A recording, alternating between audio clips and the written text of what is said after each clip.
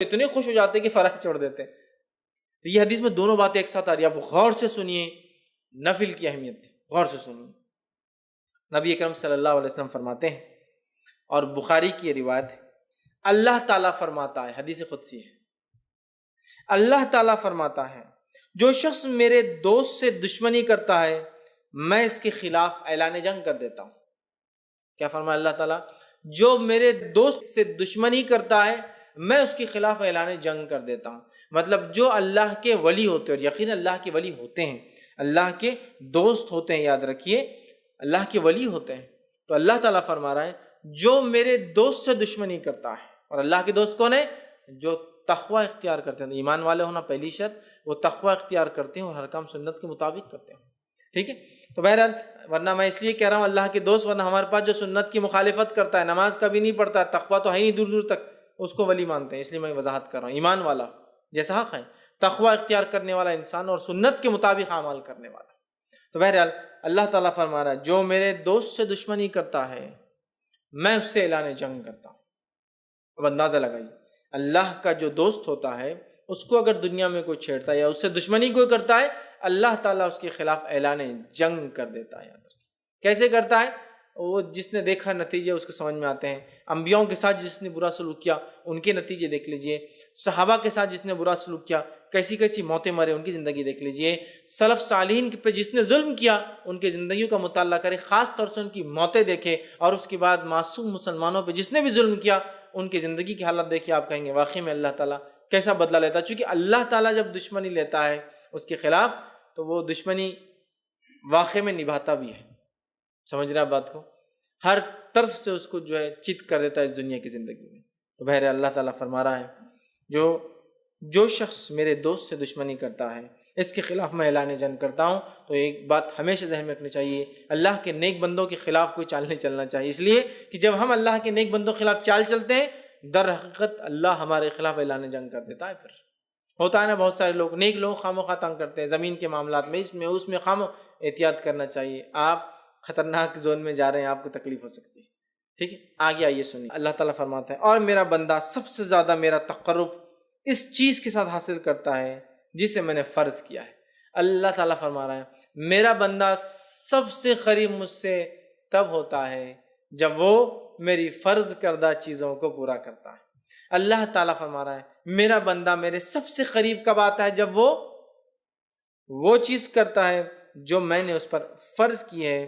تو آپ اللہ تعالیٰ فرمایا میرا تقرب میرا بندہ سب سے زیادہ حاصل کرتا ہے اس چیز کے ذریعے جو میں نے اس پر فرض کیا ہے، یعنی فرائض کے ساتھ میرا تقرب حاصل کرنا ہی مجھ سے سب سے زیادہ مطلب فرائض کے ذریعے میرا تقرب حاصل کرنا یہ مجھے سب سے زیادہ پسند اللہ اعلان کر رہا ہے۔ آگے آئیے پھر اللہ تعالیٰ فرما رہا ہے حدیث قدسی ہے اور میرا بندہ نوافل کے ذریعے میرا تقرب حاصل کرتا ہے، فرض سے سب سے زیادہ، لیکن نوافل سے بھی کرتا ہے فرض کے بعد، مطلب فرض جو ادا کرتا ہے اس کی نفل قبول ہوتی ہے، بات بھی یاد رکھیں۔ پھر اللہ فرماتا ہے پھر جب اور میرا بندہ نوافل کے ذریعے میرا تقرب حاصل کرتا رہتا ہے یہاں تک کہ میں اس سے محبت کر لیتا ہوں۔ میرا بندہ پہلے تو فرض کرتا ہے، میرا تقرب حاصل کر لیتا ہے، چونکہ فرض سے ہی میں سب سے زیادہ قریب ہوتا ہوں بندوں کے، یہ مجھے سب سے زیادہ محبوب ہے۔ پھر میرا بندہ نفل پڑھتا ہے اور نفل پڑھ کر میرا تقرب حاصل کرتا ہے، اتنا تقرب حاصل کرتا ہے کہ میں بھی اس سے محبت کرنا شروع کر دیتا ہوں نوافل کے ذریعے۔ اب آگے سنیے ذرا، تو میں بھی اس سے محبت کر لیتا ہوں۔ پھر جب میں اس سے محبت کر لیتا ہوں، فرض سب سے زیادہ اللہ کو پسند عمل ہے، سب زیادہ قریب بندہ فرض سے آتا ہے، لیکن فرض سے جو قریب آنے کے بعد بھی جو نفل پڑھے وہ ٹاپ موسٹ چل جاتا ہے۔ بولنے کا مطلب یہ ایک انسان صرف فرض بھی کرے تو اللہ سے قریب ہوتا ہے، لیکن فرض کے بعد جو نفل پڑھے وہ ٹاپ موسٹ لیول تک پہنچ جاتا ہے اللہ کے قریب، اتنا کہ اللہ تعالیٰ اس سے محبت کرنے لگتا ہے۔ اور اللہ فرماتا ہے اور جب میں اس سے محبت کرنے لگتا ہوں تو میں اس کا کان بن جاتا ہوں جس سے وہ سنتا ہے۔ اس حدیث کو غلط معنی مت لیجیے کہ واقعے میں اللہ اس کے اندر حلول کر جاتا ہے، نہیں، مطلب وہ وہی باتیں سنتا ہے جو میں چاہتا ہوں کہ وہ سنے، کوئی غلط بات نہیں سنتا ہے۔ اللہ فرماتا میں اس کا کان بن جاتا ہوں جس سے وہ سنتا ہے، اس کی آنکھ بن جاتا ہوں جس سے وہ دیکھتا ہے۔ اس کی آنکھ بن جاتا ہوں جس سے وہ دیکھتا ہے۔ عثمان ابن عفان رضی اللہ عنہ فرمایا کرتے تھے کہ مومن کی فراست اس کی نظروں سے بچا کرو، اس لیے کہ مومن جو ہوتا ہے نا اس کی آنکھوں سے چیزوں کو پہچان لیتا ہے۔ بہت سارے سلف کے واقعات ہیں، لوگوں کو، چہروں کو، ان کی حالات دیکھ کر پہچان لیتے تھے کیا پرابلمس ہیں، اس لیے نہیں کہ ان کو غائب کا انتا نعوذ باللہ، لیکن اللہ تعالیٰ نے ان کو وہ صلاحیت دے دی تھی۔ ہوتا ہے نا، لوگ بولتے رہے ڈاکٹر ہاتھ لگا دے تشخیص کر لیتا ہے، چہرہ دیکھتے انہوں نے پہچان لیا کیا ہوگا، یا سوال کرتے دیکھو جواب وہی آیا جو سوال تھا، حالانکہ اس میں یہ بات نہیں کہی گئی تھی۔ یہ ساری چیزیں ہوتی ہیں، ٹھیک ہے۔ تو یہاں دیکھیے اللہ کے رسول صلی اللہ علیہ وسلم کیا فرما رہے ہیں کہ اللہ تعالیٰ فرما رہا ہے میں اس کی آنکھ بن جاتا ہوں جس سے وہ دیکھتا ہے، اس کا ہاتھ بن جاتا ہوں جس کے ذریعے وہ پکڑتا ہے۔ مطلب وہی دیکھتا ہے جو اللہ چاہتا ہے، وہی سنتا ہے جو اللہ چاہتا ہے، وہی پکڑتا ہے جو اللہ چاہتا ہے۔ مطلب مومن ہر وہ کام نفل کے ذریعے اللہ سے محبت حاصل کر کے اللہ اس کے ریٹرن میں اس کو ہر وہ چیز کرواتا ہے جو اس کا رب اس سے صرف پسند کرتا ہے، اس کے علاوہ نہ کچھ سنتا ہے، نہ کچھ دیکھتا ہے، نہ کچھ پکڑتا ہے۔ تو میں اس کا ہاتھ بن جاتا ہوں جس کے ذریعے وہ پکڑتا ہے، اور اس کا پاؤں بن جاتا ہوں جس کے ذریعے وہ چلتا ہے۔ مطلب مومن چلیں گا بھی تو اب سیدھے راستے پر، چونکہ اب وہ غلط راستے پر نہیں جائیں گا، چونکہ نفل کے ذریعے وہ اللہ کی محبت حاصل کر چکا ہے۔ اللہ کی محبت جو بندہ حاصل کر لیتا ہے اس کا رب کا فضل اس پہ یہ ہوتا ہے کہ وہ ہر وہ کام کرتا ہے جو اس کا رب چاہتا ہے، اس کے علاوہ وہ کچھ نہیں کرتا۔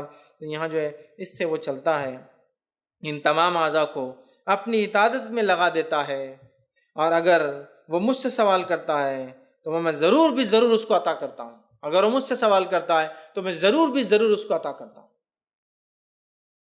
معلوم، ضرور بھی ضرور عطا کرتا ہوں اگر وہ مجھ سے سوال کرتا ہے۔ کون سا بندہ؟ فرائض کے بعد نفل کا اہتمام کر کے رب سے محبت حاصل کر لینے والا بندہ۔ دیکھتا ہے تو وہی جو اس کا رب چاہتا ہے، سنتا ہے وہی جو اس کا رب چاہتا ہے، پکڑتا ہے وہی جو اس کا رب چاہتا ہے، چلتا ہے اسی راہ پر جس پہ رب چاہتا ہے، اور جب وہ مانگتا ہے تو اس کا رب اس کی جو ہے ضرور بھی ضرور اس کو عطا کر دیتا ہے۔ اور اگر وہ میری پناہ طلب کرے تو میں یقیناً اس کو پناہ دے دیتا ہوں۔ اور اگر وہ میری پناہ طلب کرتا ہے، دعا میں خاص دعا یاد رکھی، پناہ مانگنا مصیبت کے وقت، تو اگر وہ میری پناہ مانگتا ہے تو میں اسے پناہ دے دیتا ہوں اپنی طرف سے۔ سبحان اللہ، کتنے بڑے بڑے فضائل ہے نفل کو ادا کرنے کی، کتنے بڑے بڑے فضائل، اندازہ لگائیے، ہے نا۔ اللہ کو سب سے زیادہ محبوب عمل لیکن کون سا ہے؟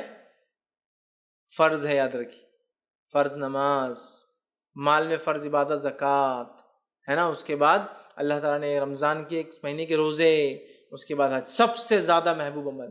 اس کے بعد یہ کرنے کے بعد بندہ نفل کے اندر دوڑتا ہے، آگے بڑھتا ہے۔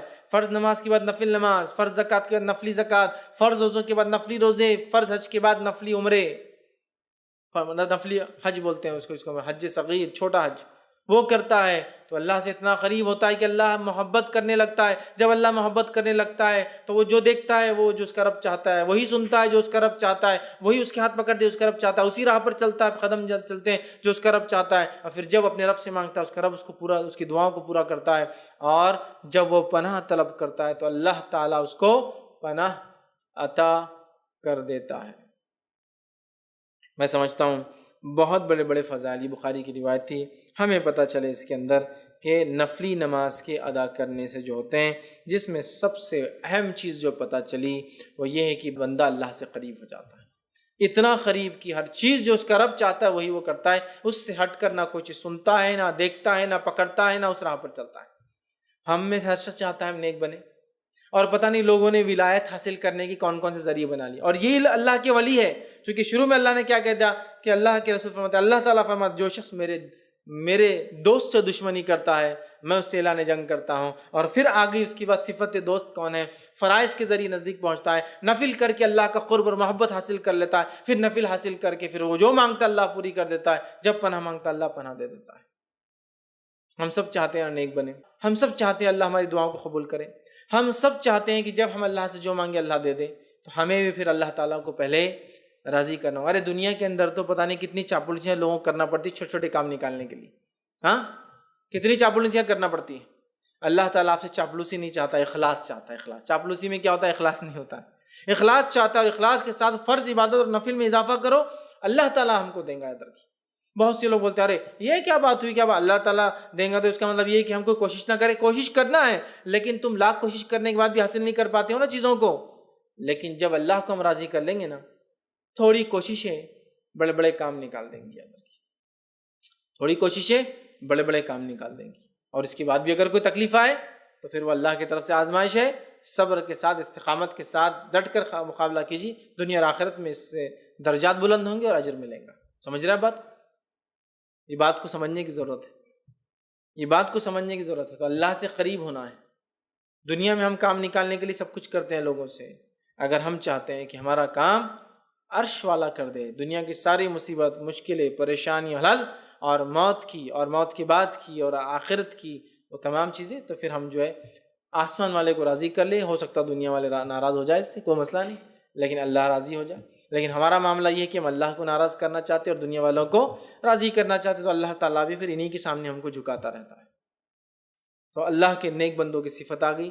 فرائض کا اہتمام کیجیے، فرائض کے اہتمام، نفل میں اضافہ کیجیے، دیکھیے اللہ تعالیٰ کہ ہم دوست بن جاتے ہیں، پھر یاد رکھیے دوست بن جاتے ہیں، ٹھیک ہے؟ تو اس کی ہم کوشش کریں کہ نوافل کو ہم زیادہ سے زیادہ کریں۔